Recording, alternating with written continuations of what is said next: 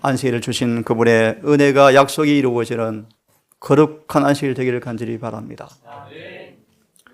거룩하게 하는 여호와인 줄 알게 하려 하여. 사도전 4장 3절은 이렇게 말씀하고 계시죠. 너희를 향한 아버지의 뜻은 이것이니 곧 너희의 거룩함이라.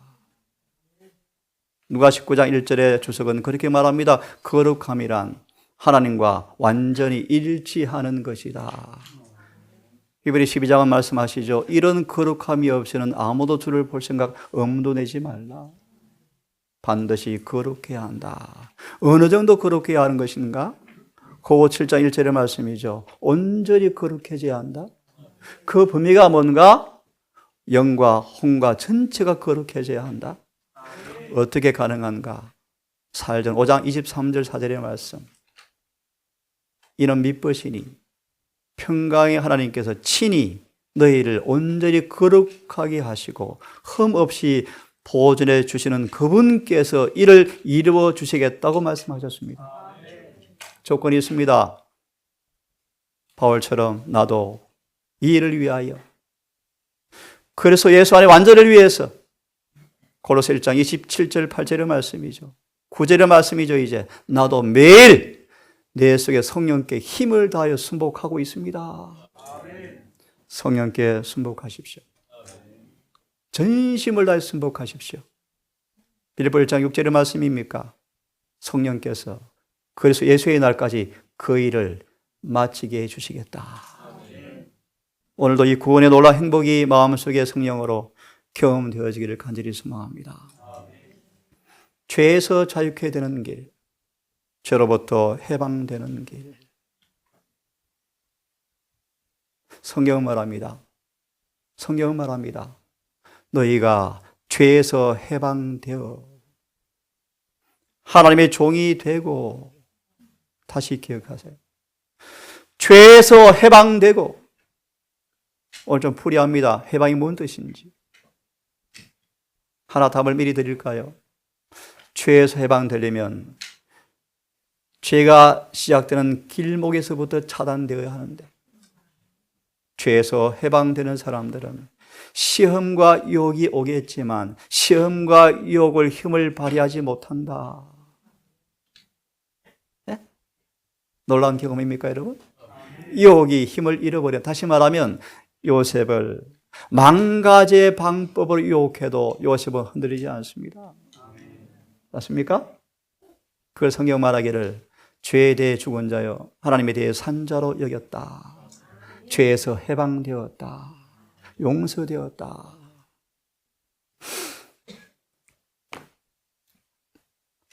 그리스도인에게 온전함에 이르는 길이 있습니다. 히브리 10장 1절과 18절의 말씀.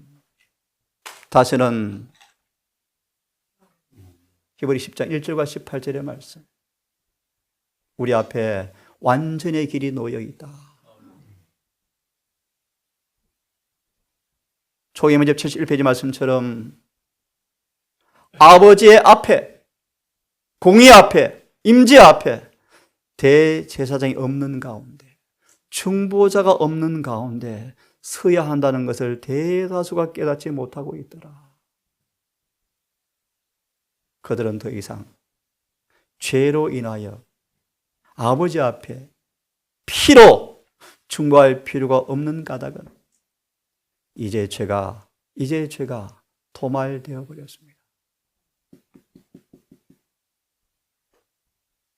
적용해드리면 죄가 그들과 영원히 관계없는 것이 조사 심판을 통하여 판결되었으므로 그들 말하면 용서받고 의에 참여하여 날마다 변화시키는 성령을 통하여 새로워져서 율법과 이제 일치되었으므로 죄와 완전히 구별된 분리가 된 상태가 입증되었으므로 대쟁투 말씀처럼 품성이 율법과 조화되는 것이 판명되었으므로 온전함 이런 길이 있다.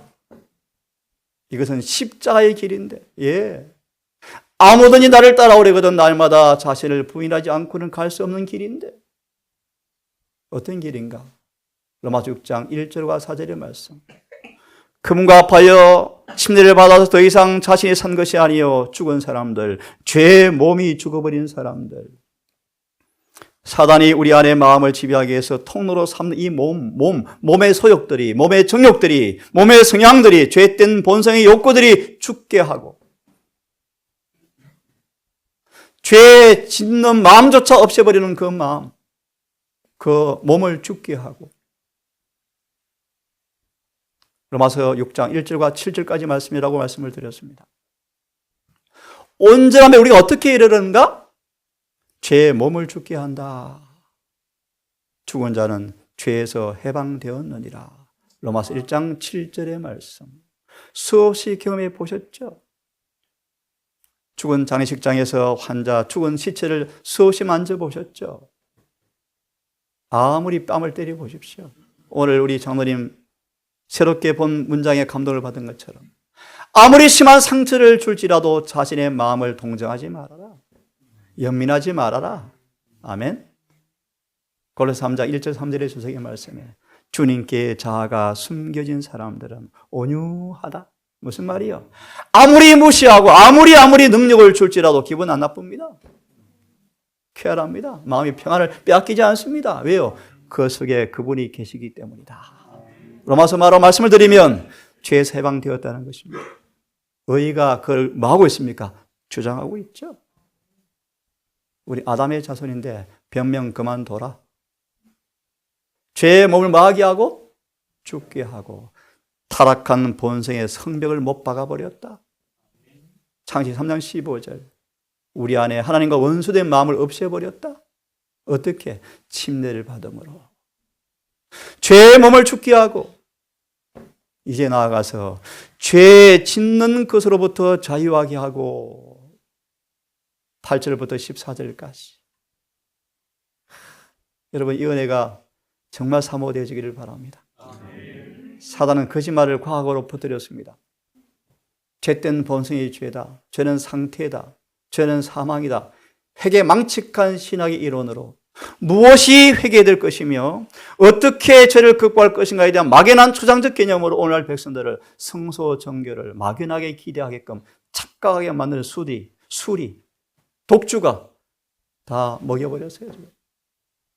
죄는 반드시 기억하십시오. 그분 재림 전, 은혜 시간 끝나기 전, 주님이 하늘 성소 봉사하는 중 기억하세요.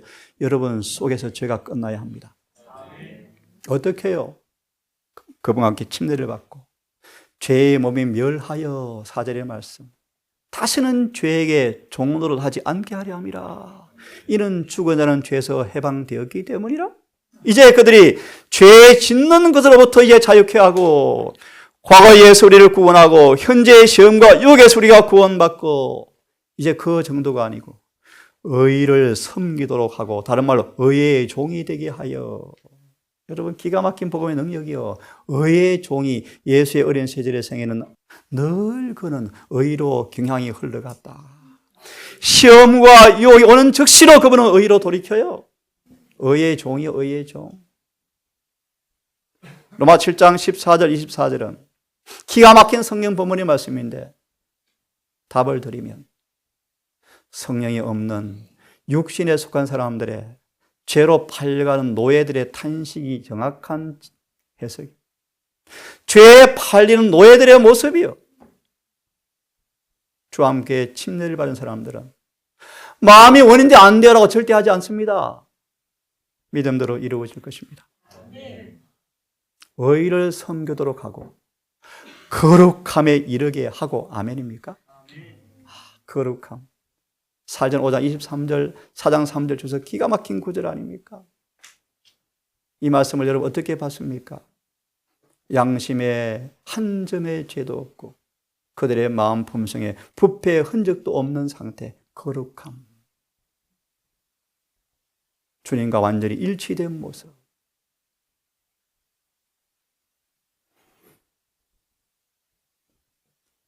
참으로 깊은 거듭남의 경험을 하지 않고서는 이 완전의 의미를 도무지 이해할 길이 없다. 고 3장 18절 주석에 예수께서 제시하신 완전, 풀이하면 모든 결함을 다 이기는 모습. 모든 결정과 결함을 다 이기는, 그래야 인을 받는 예수께서 제시하신 완전, 그 완전을 반대하는 세력과 하나님의 기별을 자들은 맞닥뜨릴 사실을 보게 될 것이다. 그 다음 용기를 줍니다. 하나님은 이 마귀와의 치열한 싸움 속에 이길 힘과 의리를 주시겠다고 말씀하셨습니다. 그래서 고린도 7장 1절에 초기 먼저 주석을 보셨습니까? 누가 늦음을 받을 것인가? 육과 영의 모든 더러운 것에서 깨끗게 한 사람들에게만 늦은 비가 내릴 것이다. 용기를 드립니다. 그분께서 우리에게 승리를 주시겠답니다.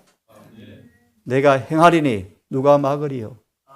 산상보온, 우리의 사악한 의지만 개입하지 않으면 이 일을 반드시 그분께서 이루어 주시겠다. 죄의 몸을 죽게 하고 죄 짓는 것에서 자유케 하고 의의 종이 되게 해서 거룩함에 이르게 하고 성령으로 말미암아 예수 그리스도 안에 있는 온전함에 드디어 이르게 하고 결국은 영생에 이르게 하는 것이 로마서 6장의 결론입니다. 6장 22절의 말씀이죠.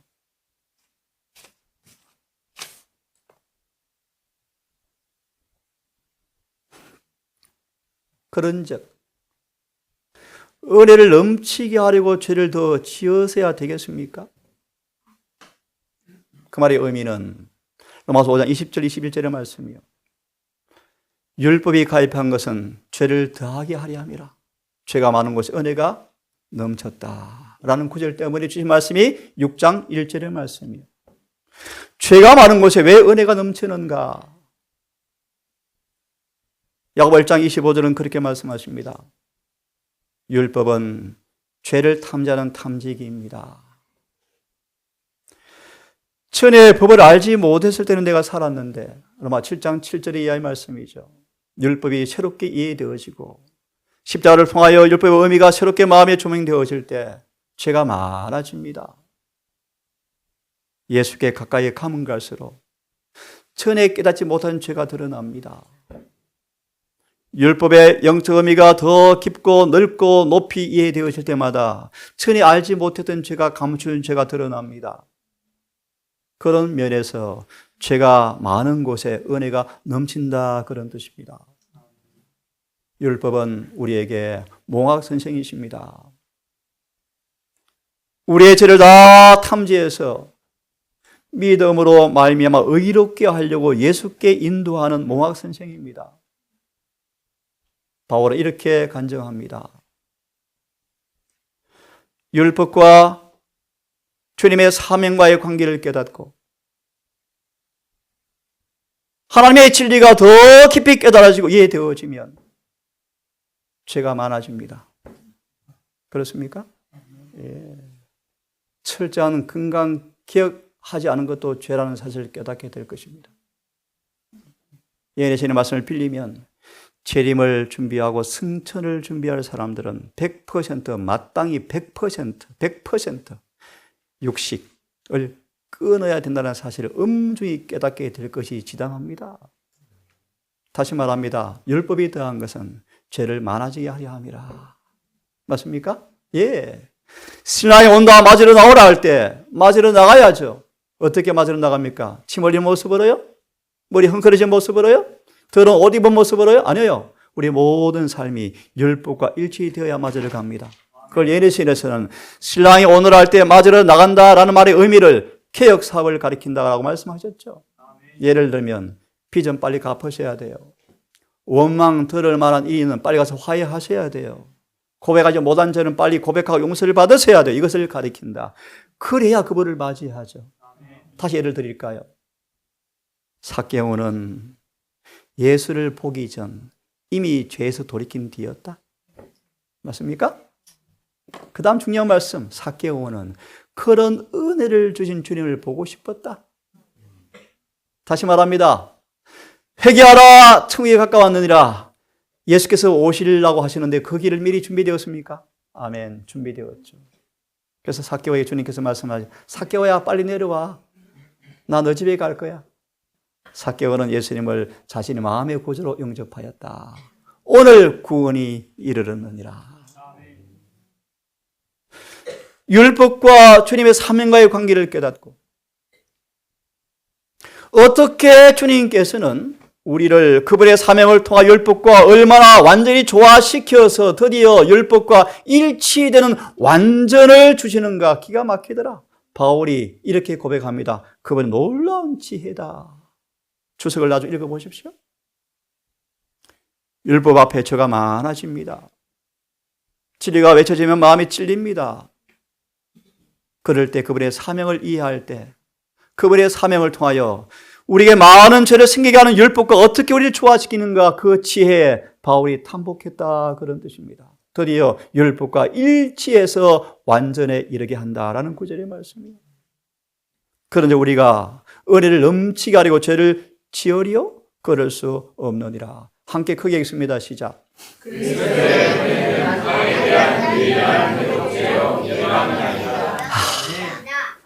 이 은혜 공짜로 사랍니다. 공짜로. 참 기가 막. 그래서 9월의 선물이. 여러분 은혜를 선물로 받으셨습니까? 죄가 해독되었고 예방되어집니까? 보시겠습니까? 하나님의 뜻은 거룩함입니다. 태산 같은 죄가 있는데 어떻게 평지를 만들어 집을 짓습니까? 우린 반드시 하나님의 집으로 건축되어져야 합니다.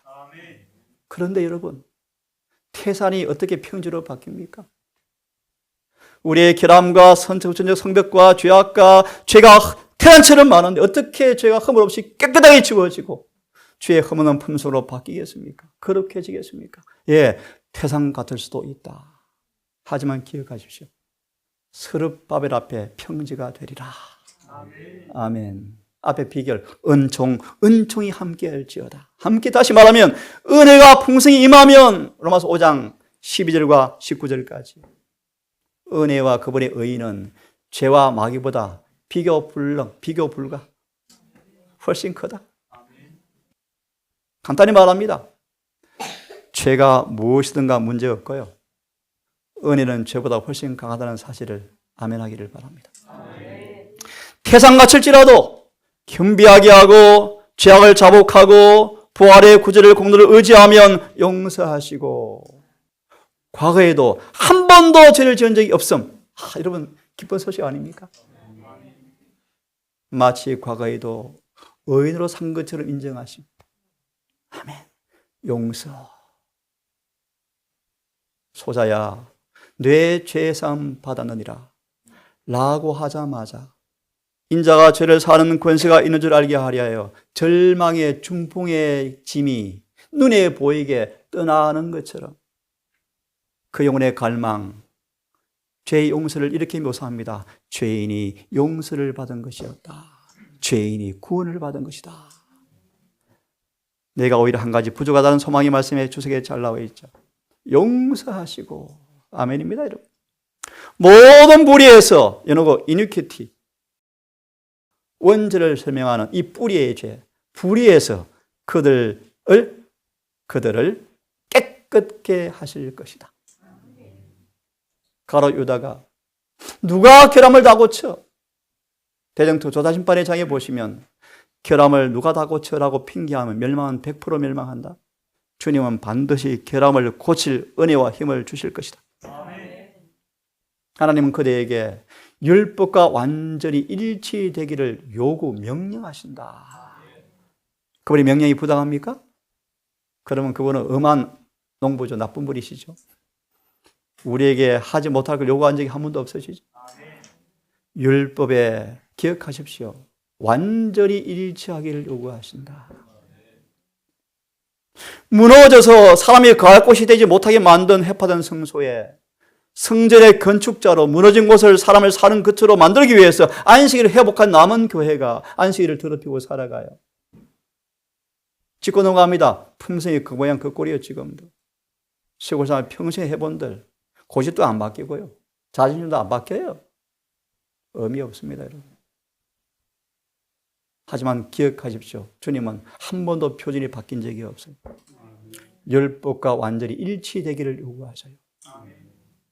율법과 일치되는 조건이 로마서의 메시지예요. 1장부터 8장까지. 믿음으로 의로우시셔야 돼요. 의가 심겨지고 이른비의 능력으로 날마다 자라나서 내 속에 칼로 해부해 보니까 의밖에 없네. 요한 13장 34절의 주석의 말씀에 사랑으로 충만한 사람들은 선 외에는 아무것도 행하지 않는다. 아멘. 아멘. 쉽게 말할까요? 여러분 속에 예수가 충만히 계시면 죄 안 짓게 되어집니다. 상식 아닙니까, 여러분? 우리의 마음이 예수의 마음과 일치되어지면 산상수훈 보십시오. 아무리 우리를 욕하고 때릴지라도 이런 기도, 하나님 저들의 죄를 용서해 주십시오. 누가? 스데반과 사울처럼, 예수님처럼 저들의 죄를 용서해 주십시오. 용서받았습니까? 아멘이죠. 다른 말로 의가 충만하죠. 의를 입었죠. 예수의 마음으로 변화되었죠. 율법은 거룩하라. 얼마만큼요? 더욱더 거룩하라. 끊임없이 말씀하시는 성령의 음성의 메아리이다. 그래서 은혜의 충만함을 갈망하라. 은혜를 더하게 하러 죄를 짓겠느냐? 그럴 수 없습니다. 죄가 많은 것이 은혜가 많다는 의미가 무엇입니까? 우리는 지성서의 경험은 끊임없이 죄가 드러나서 죄를 드리는 것이다. 천만의 만만의 말씀. 지성서의 경험은 죄를 그치는 경험이에요. 그치는 경험. 지금 여러분을 하늘 법정에서 소환하는 그날 오기 전 은혜가 충만하셔서 은혜의 왕국이 건설되어져야 합니다. 로마서 5장 21절.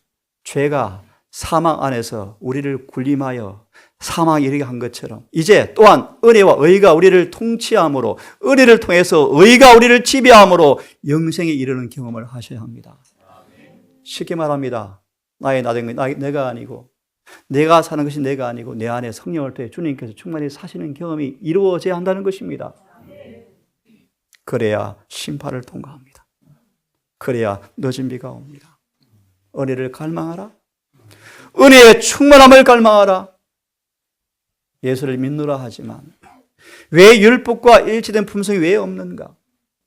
왜 아직도 화를 못 참는가? 선천적, 후천적 성벽 못된 기질이 그대로 있는가? 왜 조급함과 왜 말이 투박한가? 거듭나지 못한 까닭이다. 은혜가 결핍된 까닭이다. 실물교훈. 열친의 비유에 딱 나오는 말씀이죠. 은혜가 결핍되었습니까? 은혜 충만을 구하라. 그대의 마음에 하나님의 의에 대한 열렬한 갈망으로 가득 채우라. 여러분, 하나님의 의를 여러분 공부 깊이 하시기를 바랍니다. 하나님의 의가 무엇인지 시대소망을 통하여 구약을 통하여 예수의 생애를 하나님의 섭리의 길을 낱낱이 공부하면서 그 의가 무엇인가를 깨끗하게 바라보셔야 돼요. 예를 들면 하나님의 의를 알지 못하면 율법을 온전히 이해하지 못하면 죄를 짓고 살아가면서 죄가 무엇인지 모르고 살아갈 거예요? 이해하시겠습니까? 주님의 생애를 낱낱이 연구하셔야 돼요. 깊이 생각하셔야 돼요. 아가서 말씀처럼 침례 요한처럼 예수의 품성을 바라보다가 자아를 잃어버리셔야 돼요. 그분의 품성이 에베소 6장의 말씀처럼 우리 마음에 가득 채워져서 유일한 악의 화살의 방어벽을 여러분 입으셔야 돼요. 은혜를 충만히 사모할 때 그 은혜는 청량할 수 없는 부요를 더욱더 발견하게 될 것이다. 에베소 1장의 메시지요. 은혜의 영광이 얼마나 풍성한지 설명해 드리겠습니다. 험악한 사람과 불량자일지라도 살인자일지라도 은혜는 충만하다. 그들까지도 그를 부르신 주님처럼 변화시켜버린다. 그 뜻이. 은혜는 뭐하다? 쉽게 말합니다. 암 알기 말기 내일 죽을 암 환자도 그분은 뭐한다? 고친다. 그런 뜻이. 은혜는 뭐하다? 부여하다. 그러면 어떤 죄인도 그분 앞에 절망할 필요가 없습니다. 그대가 은혜가 얼마나 풍성한지를 생각할. 그러므로 여러분 다시 기억하세요. 은혜를 더하게 하려고 죄를 지어서야 되겠습니까? 니골라당이죠. 은혜가 충만하면 충만할수록 죄를 더 이상 지을 수가 없느니라. 아멘. 아멘.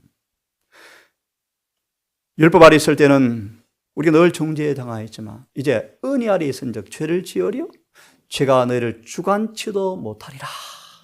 아멘입니까? 아멘. 예. 그러므로 여러분 은혜가 너무나 부유함을 생각할 때 그것을 갈망하는 사람들은 믿음으로 될 것이요. 아멘입니까? 아멘. 소유하게 될 것이요. 소유하게 될 것이요. 그래서 우리 어제 보았습니까? 기억하시는 분들 아모스 9장의 말씀이죠. 은혜의 뭐요? 기념비. 히브리 8장 5절과 13절의 말씀. 뭐죠?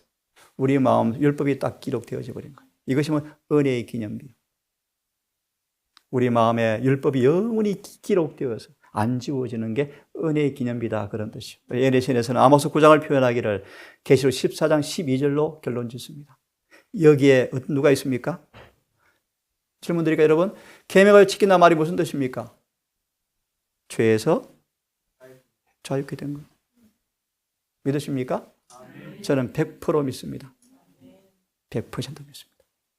은혜가 충만하면 점도 없고 흠도 없이 그분의 능력을 그들이 나타낼 것이야. 잘 들으십시오. 우리가 점도 없고 흠도 되는 것이 뭘 의미하는가? 그분의 능력을 나타내는 것이다. 아멘입니까? 내 스스로 변화된 것이라고? 아닙니다, 여러분.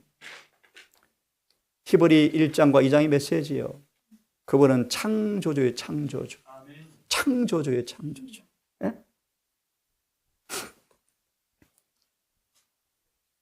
조금 이해를 더 시켜드리겠습니다. 마리아는 큰 죄인이었죠. 꺼져가는 심지였죠. 사한 갈대였죠. 7 귀신 들린 여인이었죠. 막달라 마리아는 이런 여인이었다. 꺼져가는 심지입니다. 꺼져가는 심지. 절망과 파멸의 늪에 있는 여인이었죠. 주님께서 그런 마리아를 건져주셨다. 마리아는 그의 마음과 정신을 지배하고 있는 7 귀신 들린 그를 주님께서 책망하시는 그리스도의 음성을 마리아는 들었고, 마리아는 아버지 앞에서 예수께서 자신을 위해서 중보하시는 음성을 마리아는 들었다. 아멘. 아멘이요. 아멘.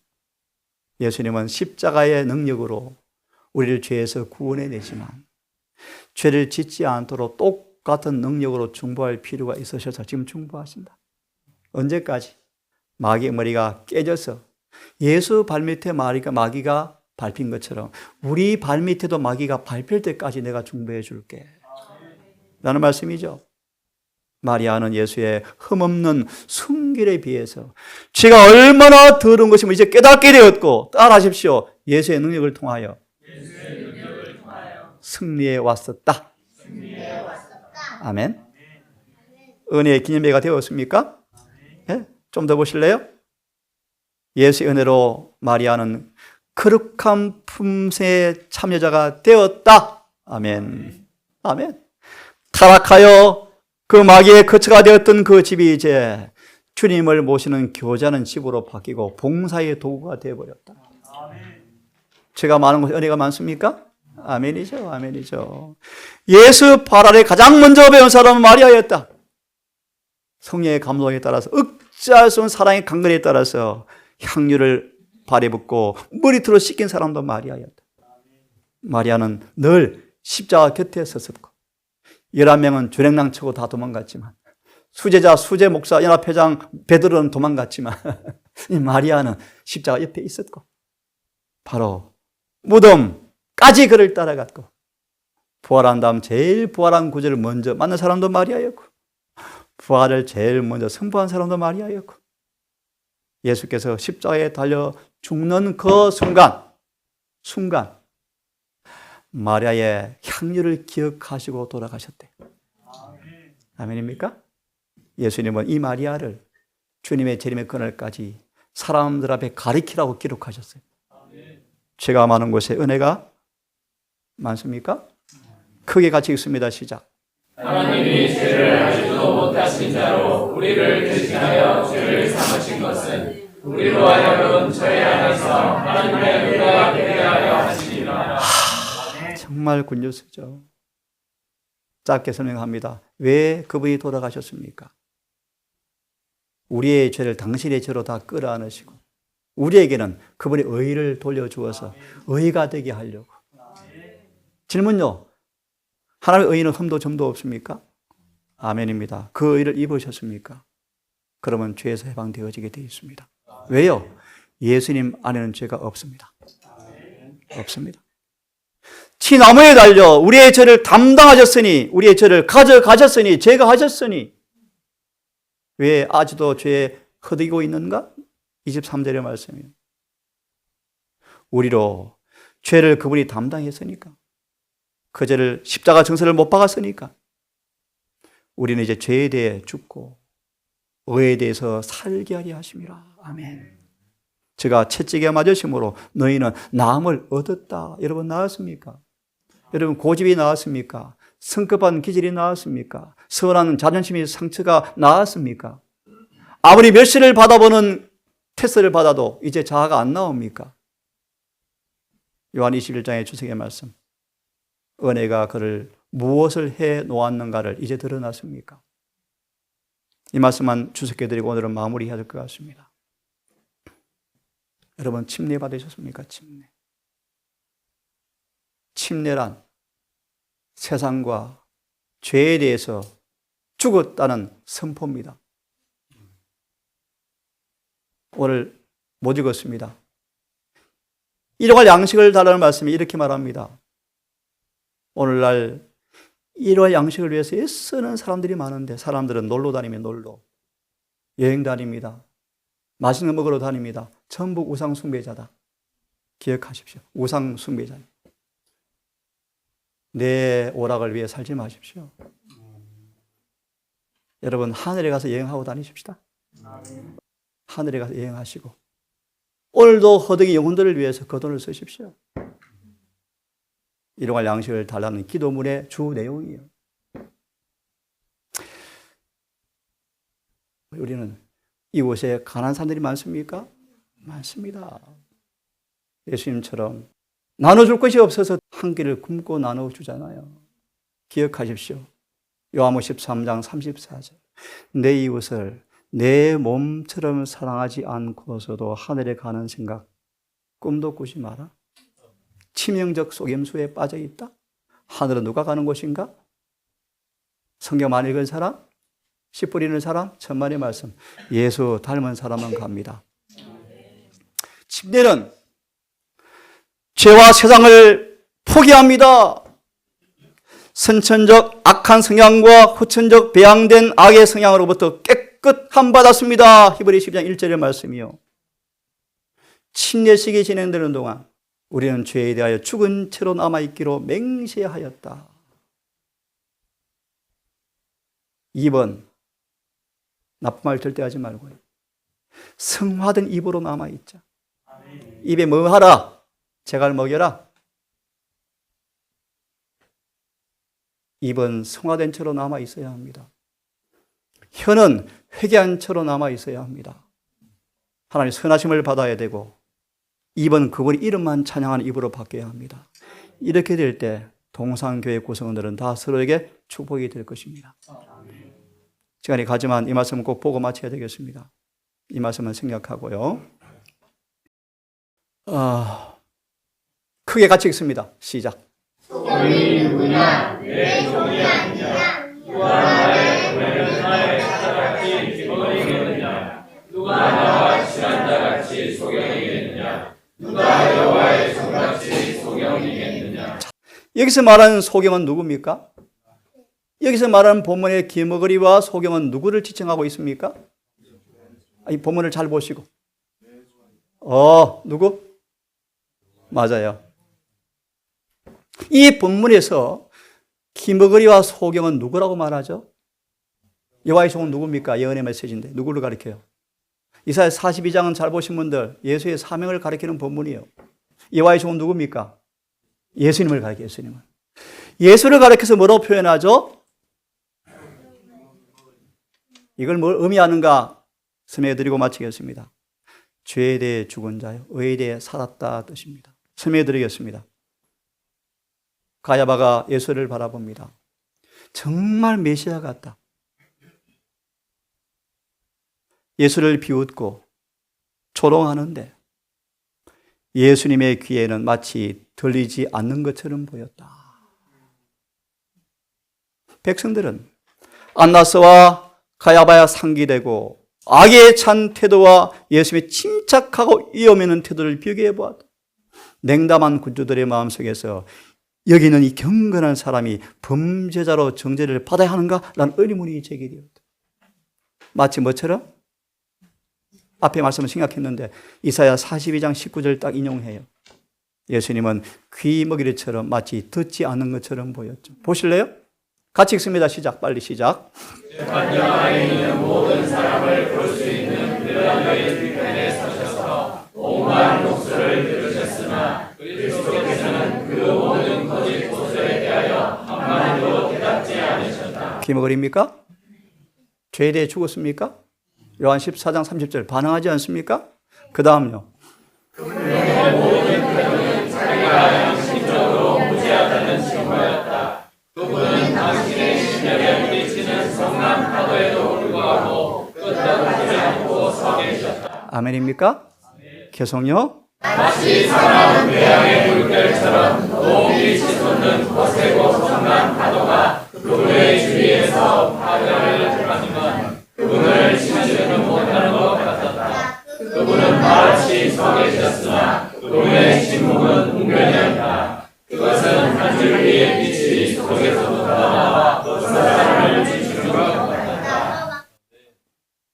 하나님 의가 반사되어 나옵니까? 죄에 대해 죽었습니까? 기머거립니까? 소경입니까? 마지막으로 말씀 보고 오늘은 마무리해야 할 것 같습니다. 다시 읽습니다. 시작. 그의 단순성과 하나님께 대한 그의 충성심을 지켜나갔다. 그의 주위에는 눈에 보이고 귀에 들리는 숱한 죄악들이 눌러있었으나 그는 보지도 듣지도 못하는 사람처럼 생애하였다. 소경이요 기머거립니까? 시작. 그의 죄악은 금지된 문제들의 주변에서 머뭇거리지 않았다. 애국인들의 관심을 사려는 욕망으로 자기의 원칙을 감추는 일도 없었다. 죄에 대해 죽은 자여 하나님 의에 대해 산 자로 여길지어다. 아멘. 오늘도 주와 함께 십자가에 못 박히시고 물무덤에 장례를 치르시고 서로 부활하시는 은혜가 있게 되기를 간절히 바라면서 오늘 말씀을 줄이겠습니다. 기도합시다. 자비하신 아버지, 로마서 6장 1절과 7절의 말씀을 우리가 사모합니다. 죽은 자는 죄에서 해방되어지는 경험의 의미를 이 시간 배웠습니다. 우리 주님처럼 요셉처럼 살고 싶습니다. 자아를 감춰지는 경건의 비밀을 알기를 원합니다. 이 사악한 마귀의 자식 자아가 굴복되어지는 신나는 경험을 사모합니다. 태산 같은 이 자아, 인간의 힘으로 절대 이길 수 없는 이 자아의 힘을 은혜가 임할 때 자아는 폐위되어지고 물러간다고 말씀하셨습니다. 아버지 은혜를 사모합니다. 은혜를 충만히 허락해 주셔서 은혜가 얼마나 부유한지를 경험하는 노래가 울려 퍼지게 해 주시옵소서. 수많은 사람들은 성경을 믿노라 하지만 정언을 믿노라 하지만 성경과 정언이 일치된 품성이 보기가 그렇게 어렵습니다. 이 미천한 동산교회 불쌍히 여기시고 은밀한 각자 밀실에서 은혜 받기를 헛되이 하지 않게 하셔서 사도 요한처럼 마침내 은으로 변화를 입음 이란 동일한 명칭이 주님의 명령이 선고가 임하는 행복한 모두가 되게 해 주시옵소서. 남은 교회를 불쌍히 계시고 진리가 사라지고 훼손되어지고 인간의 견해가 판을 치며 불법의 비밀이 점점 왕성해가는 이 남은 교회를 바라보며 주여 긍휼을 베푸셔서 율법이 원래 위치에 올라가게 하시고 현대 진리가 가감없이 그대로 외쳐지게 하셔서 속히 부흥과 계획이 일어나게 해 주셔서 늦은 비가 오게 하시고 이 세대의 주의 재림을 목도할 수 있도록 자비를 베풀어 주시옵소서. 남은 안식일 시간 우리와 함께 해 주시옵기를 예수님의 이름으로 기도드리옵나이다. 아멘.